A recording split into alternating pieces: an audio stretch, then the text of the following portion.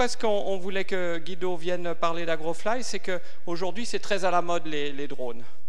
Mais on s'intéresse à des choses que je ne comprends pas du tout, d'ailleurs, la distance qu'il peut parcourir, l'altitude, etc. Mais ce qui est très intéressant avec Agrofly et qui est connu au niveau européen et mondial, c'est qu'ils vont directement intégrer ces drones dans l'expérience du client, que ce soit pour aider des viticulteurs ou des gens qui font du sauvetage. Et puis voilà, je trouvais que c'était très intéressant de présenter les drones, mais sous l'angle de l'expérience client. Merci beaucoup. Alors moi, contrairement au témoignage précédent, je vais simplement vous montrer des vidéos de ce qu'on fait, parce que je pense que c'est le meilleur moyen de vous montrer un peu la capacité du drone. Donc c'est une vidéo qui va tourner un peu derrière moi. Si je suis trop devant, vous me le dites, je me décale, c'est le plus important. Donc voilà, moi je m'appelle Guido Merendino et je suis le responsable administratif d'Agrofly. Je ne vais pas m'étaler longtemps sur mon parcours parce que ce n'est pas le plus important. Alors je vais vous lancer juste la vidéo.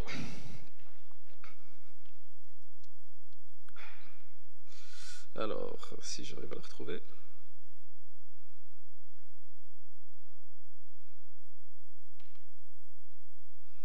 Donc où est-ce qu'elle est? Si la régie peut m'aider, peut-être.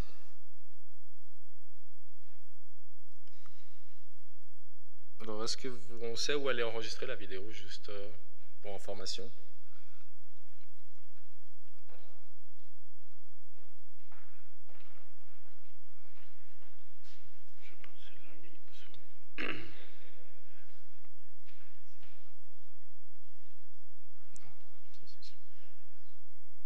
Parfait.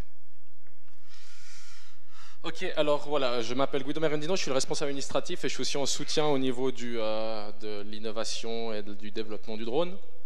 Donc je représente Agrofly, je vais vous expliquer un peu ce qu'on a fait pour en arriver là, ce que l'on fait actuellement, ce qu'on aimerait faire aussi au niveau du développement parce que c'est une machine qu'il faut sans arrêt développer pour améliorer. Donc comme vous le voyez, c'est un drone qui est spécialisé dans l'épandage, tout d'abord de vignes. Donc on est les précurseurs de cette technologie-là. On a été créé, c'est une start-up qui a été créée en 2017. En fin 2017, on a eu le prix de l'innovation de la BCVS. En 2018, on a eu le prix de l'innovation de l'Agrovina. Donc c'est vraiment une start-up qui a eu beaucoup d'intérêt au niveau technologique. Pourquoi? Parce qu'elle touche un peu un trend qui est actuel, c'est l'écologique. Pourquoi l'écologie? Passer un drone, alors il fait 2,50 m d'envergure, donc c'est une belle machine. À vide, elle fait 20 kg. On a un réservoir de 16 litres en dessous. Et donc à plein, elle fait 40 kg. C'est le drone qui arrive à soulever le plus de poids. Actuellement, on a un réservoir de 16 litres. Pourquoi? C'est un calcul, c'est une étude qu'on a fait. D'ailleurs, c'est ce qui nous a pris beaucoup de temps. On a 4 batteries LiPo, c'est des 16 000 mAh.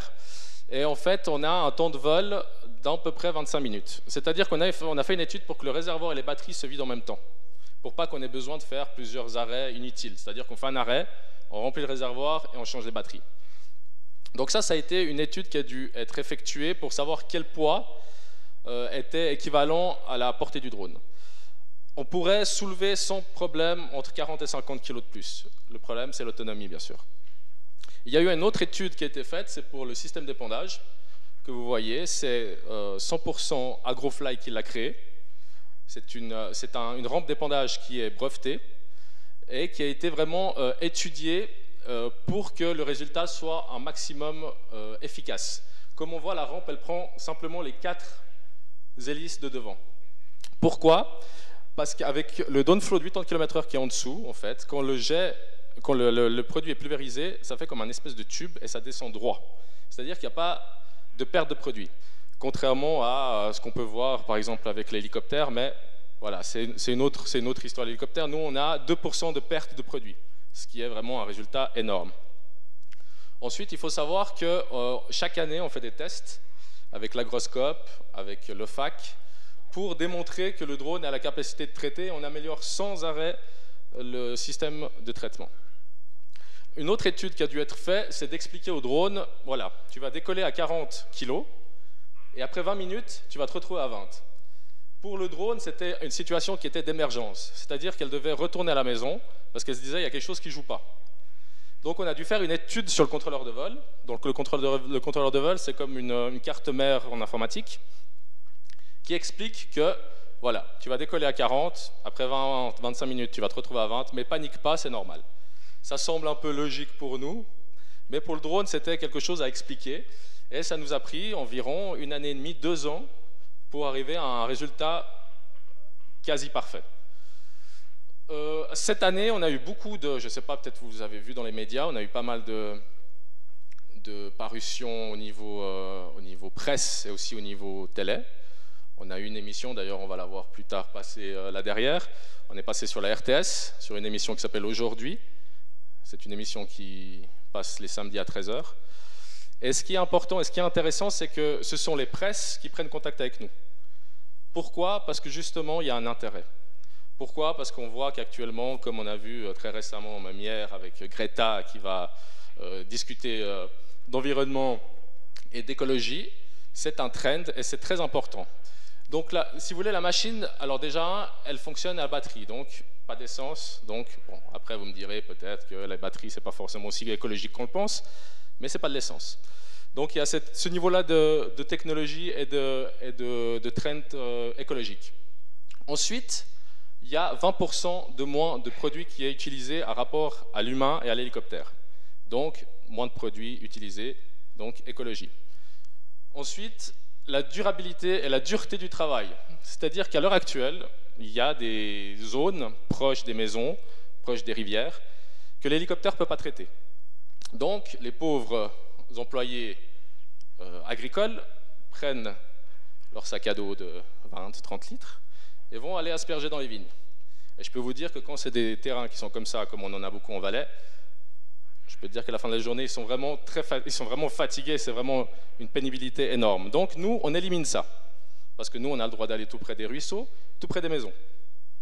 Et ensuite, l'autre trend écologique, c'est que la personne n'est pas directement en contact avec le produit. C'est-à-dire que là, vous voyez, vous avez les pilotes. Après, vous allez voir, ils vont faire un petit sprint, mais pas c'est des sportifs, ils adorent ça. Donc, il n'y a pas de contact direct. Le produit part d'en haut et arrive tout droit. Vous n'avez pas de produit qui arrive sur l'employé. Donc ça, c'est énorme. Nous, on a plusieurs... là, cette année, on a à peu près traité 20 hectares. Et les vignerons nous disent, mais c'est juste sans sas, quoi. C'est juste impressionnant. Vous, pendant que vous traitez, mes employés peuvent faire autre chose. Vous, pendant que vous traitez, mes employés ne sont pas directement, ou moi-même, directement en contact avec les produits.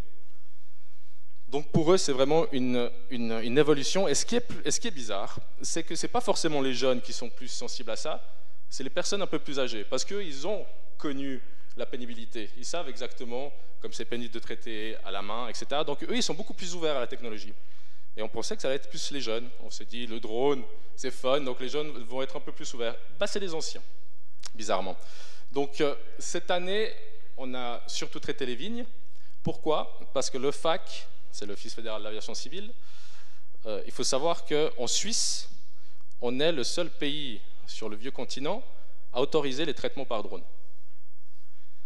Donc il faut qu'on félicite l'OFAC pour ça, pour ce geste, parce qu'ils sont ouverts d'esprit. On a la chance, ici en Suisse, que l'OFAC soit ouvert d'esprit et qu'ils nous permettent de faire ce genre de choses-là. Là, vous voyez, par exemple, c'est le PFL. On a été invité, on a été mandaté pour soulever la bâche. Parce que pour les 50 ans, ils ont changé de logo. Je ne sais pas si vous étiez au courant. Alors, ils nous ont demandé de soulever la bâche avec le drone. C'était assez spectaculaire. Donc, il y a la vidéo qui passe derrière. Donc, on est en collaboration aussi avec le PFL. Il y a 2 semaines ou 1 semaine en arrière, on a participé à la Drone Day. Il y a aussi une conférence là-dessus. Donc, on est vraiment, dans le monde du drone, on est quand même bien implanté. Et en 2 ans, croyez-moi, depuis 2017, pour arriver à ce niveau-là, il a fallu y avoir beaucoup de développement, beaucoup d'heures sup, mais surtout beaucoup d'investissements, parce que c'est quand même des investissements énormes. Et pour développer encore plus, ça sera encore des investissements à faire. Donc on est toujours à la recherche de partenaires financiers, de partenaires de développement, parce que c'est une technologie qui est quasi... Comment vous expliquer? C'est quelque chose qui va être obligatoire dans quelques années, parce que la Confédération suisse demande à chaque canton de trouver des solutions pour diminuer justement les produits, pour diminuer la pénibilité du travail. Et à l'heure actuelle, le drone est la seule solution qui puisse remplacer, entre guillemets, les hélicoptères. C'est sûr qu'on ne pourra jamais traiter tous les hectares de vignes qu'il y a en Suisse, parce que c'est un territoire tellement grand qu'il faudrait une centaine de drones qui volent partout en Suisse. Mais par contre, on voit que la tendance est en train de changer, c'est-à-dire qu'on va avoir les hélicoptères qui vont avoir moins de traitement et les drones un peu plus. À l'heure actuelle, le drone, comme vous le savez, il y a beaucoup de débats là-dessus. Nous, on est un peu une catégorie à part parce qu'on vole à 5 mètres maximum de hauteur. Donc on n'a pas toutes ces législations à faire attention, etc. Il ne faut pas voler à plus de 250, exact. Nous, on n'a pas ces genres de pénibilité parce que justement, on vole à 2,50 m, 3 mètres. Donc, sincèrement, on n'a aucune gêne vis-à-vis de l'espace aérien. Le FAC nous permet aussi de développer, c'est-à-dire qu'on est en train de faire des tests sur grandes cultures. Là, cette année, on a fait sur des poireaux, par exemple. Et ce qui est intéressant, c'est qu'on est en collaboration avec d'autres sociétés de drones. Donc, eux passent sur la culture pour détecter où est la maladie. Et nous, derrière, en prévision, on va traiter que le point malade. C'est-à-dire qu'à l'heure actuelle, par exemple, quand vous traitez au tracteur, vous traitez avec d'autres machines les cultures, vous faites toute la culture. Et en plus, il y a du tassement de terrain avec le tracteur. C'est-à-dire que quand le tracteur passe, il y a du tassement de terrain, donc il y a de la perte de produits. Donc nous, on est en train de mettre en place ce binôme avec une autre société qui sort aussi de l'EPFL, qui est suisse, pour avoir cette variante-là. Pourquoi c'est intéressant? De nouveau, parce qu'on est dans le trend écologique. Et je pense que Greta serait fière de nous, de développer cette technologie-là, parce qu'il y a moins de produits, de nouveau, on reste dans la même optique écologique. À savoir qu'on a énormément de demandes à l'international, non pas seulement en Europe, on a beaucoup de demandes pour les cultures de bananes en Afrique, pour l'Amérique du Sud. Le seul frein actuel, ce sont les lois. Les lois, parce que comme je vous ai dit précédemment, la Suisse est le seul pays dans le vieux continent qui permet. Donc actuellement, la France est en train d'ouvrir au test. Donc c'est déjà un bon point. Mais comme vous voyez, le problème des pays européens, c'est qu'ils comparent encore trop le drone avec l'hélicoptère. Ils pensent trop que c'est semblable. Mais comme on voit, regardez à la hauteur où on vole, il n'y a pas de comparaison. Il n'y a pas de comparaison avec l'hélicoptère. Donc c'est une mentalité à changer. Mais pourquoi? Parce que voilà, ils ont cette idée du drone qui vole à je ne sais pas combien de mètres et qui peut être dangereux pour l'espace aérien. Mais il n'y a pas de comparaison, il n'y a pas de souci. Par exemple, le pilote d'hélicoptère, il peut y avoir un accident à tout moment. Donc il y a aussi le risque humain. Là, vous n'avez aucun risque. La majeure partie des choses sont automatisées. C'est-à-dire que vous cartographiez le terrain et vous lancez le drone et il le fait tout seul. C'est un outil qui est prévu dans le futur. Je pense que beaucoup de monde disent que le drone, c'est le futur, mais le drone, c'est le présent. Je ne sais pas si quelques personnes d'entre vous ont été à l'EPFL cette année, justement, pour la Drone Day. Il y a des drones, mais pour tout, pour le transport. Là, on parlait justement du groupe Mutuel. Maintenant, il y a des drones qui transportent les organes plus rapidement. Donc, c'est quelque chose il faut vraiment être sensibilisé au niveau du drone. Et il faut surtout penser que c'est un outil qui, dans le futur, va être dans tous les domaines. Que ce soit par exemple, la Air Glacier ont acquis aussi un drone pour les recherches des victimes. On nous a aussi demandé, grâce à la portée, grâce au poids que peut soulever le drone, de prendre des charges de dynamite pour faire des déclenchements d'avalanche. Mais le problème, c'est qu'à l'heure actuelle, la législation oblige que le drone, on puisse voler qu'à vue. C'est-à-dire que vous devez voir le drone, sinon c'est interdit. Il faut avoir des dérogations et des demandes un peu spécifiques. C'est ça encore le hic. Mais c'est sûr qu'avec un drone comme ça, vous pouvez prendre une charge de dynamite égale à 30-40 kg et faire le déclenchement des avalanches. Donc on a plein de demandes de tous les genres. Cette année, on a aussi fait l'ombrage de serre, c'est-à-dire qu'on met le produit blanc sur les serres pour que les rayons solaires ne brûlent pas la plante, mais qu'elle soit diffusée dans toute la serre. Donc vous avez vu peut-être tout à l'heure la vidéo qui est passée. Donc tout ce qui est spray et traitement, on peut le faire. Dans la projection, dans le futur, ce que l'on doit améliorer, c'est l'autonomie. Donc on est en collaboration avec une société suisse, que je peux citer, qui s'appelle Green GT, qui est spécialisée dans l'hydrogène. Donc on va développer d'ici 1 année, 2 ans l'hydrogène pour le drone, ce qui va permettre une autonomie plus haute. On nous a à peu près prédit qu'avec 1 litre d'hydrogène, on peut faire 100 km. Donc c'est une autonomie énorme. Donc si on arrive à augmenter l'autonomie, on arrive à augmenter le réservoir, ce qui permettrait de vraiment traiter une surface impressionnante. L'autre gros chantier qu'on a, c'est au niveau de la recherche de pilotes.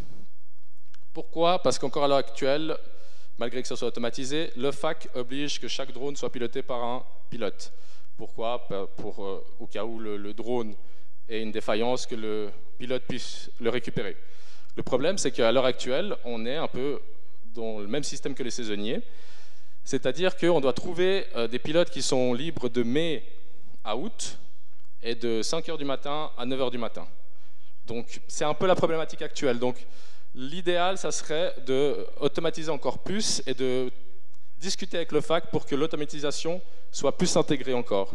C'est-à-dire qu'on est en train de travailler avec le PFL en collaboration pour effectuer un coussin virtuel qui vraiment analyse et modélise le terrain et qu'on puisse lancer le drone avec plus de sécurité, avec des détecteurs d'objets qui permettraient vraiment de pouvoir lancer 2-3 drones en même temps et qu'il y ait un pilote qui puisse simplement traiter avec 3 drones. Ça, ce sont les gros développements que l'on doit effectuer. Mais voilà, comme je vous l'ai répété, c'est des investissements à faire. C'est pas toujours facile. On a beaucoup d'aide aussi au niveau avec les PFL et Green GT. Mais voilà, c'est des développements qui sont énormes. Mais en tout cas, on a une projection qui est juste faramineuse. À l'heure actuelle, à savoir qu'on est 2 grosses sociétés qui faisons du traitement de culture. Mais voilà, si vous regardez un peu sur Internet, vous verrez que AgroFly est bien placé dans tout ça. Voilà, merci beaucoup. Merci beaucoup.